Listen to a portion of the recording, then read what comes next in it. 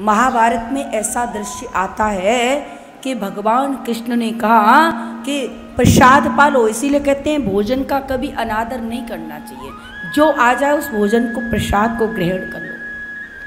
किसी को कहा प्रसाद पालो, तो उसने कहा तुम्हें पता नहीं कि हमारे सामने हमारे प्रियजन की लाश पड़ी है, हम कैसे खा लें।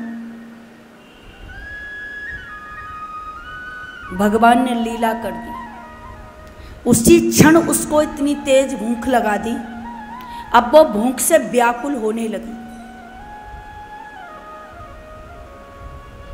भूख से व्याकुल होने लगी। अब देखती है इतनी तीव्रता भूख की बढ़ गई कि देखती है क्या मिल जाए जो हम खा लें। अब भगवान की लीला कौन समझ सकता है। भगवान ने वहीं एक पेड़ प्रकट कर दिया और उस पेड़ पर सुंदर फल लगा दिया। अब सोचती है ये फल कैसे ही मिल जाए। पंडित जी देखो आपके सामने क्या हो रहा है।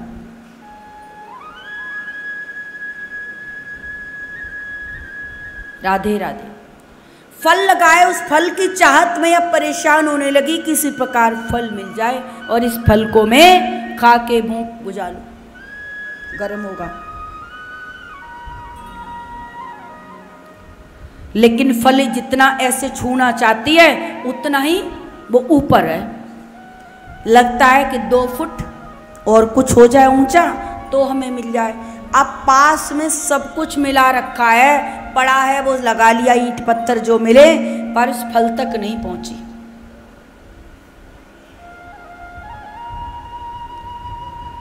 और अंत में सोचती है कि 2 फुट तो ये कुछ सहारा हमें इस लाश से भी मिल जाएगा। अब उस लाश को खींचा, मैं उस पात्र का नाम बोल रही हूं, महाभारत की कथा है, सत्य घटना। लाश को खींचा और लाश को खींच करके उसके ऊपर वो 1-2 जो पत्थर पड़े थे वो रखे और उसके ऊपर खड़े होकर के, यानी अभी तो कह रही थी कि लाश रखी है हमारे प्रियजन की, हम भोजन नहीं करेंगे, ठुकरा रही थी। और अब उसी लाश के ऊपर खड़ी होकर के उस फल को छूना चाहती है, तोड़ना चाहती है। और जैसे ही उस फल को पकड़ना चाहा, हाथ में फल आता, वैसे ही उस फल में से भगवान प्रकट हो गए। और क्या कह दिया, अभी आपने ही प्रसाद का तिरस्कार किया था। आपने कहा था कि हमारे प्रियजन की लाश सामने पड़ी है और आप भोजन की कह रहे हो। अब तो उसी लाश के ऊपर खड़े होके आप उस फल को तोड़ने के लिए आतुर हो ताकि भूख बुझ जाए।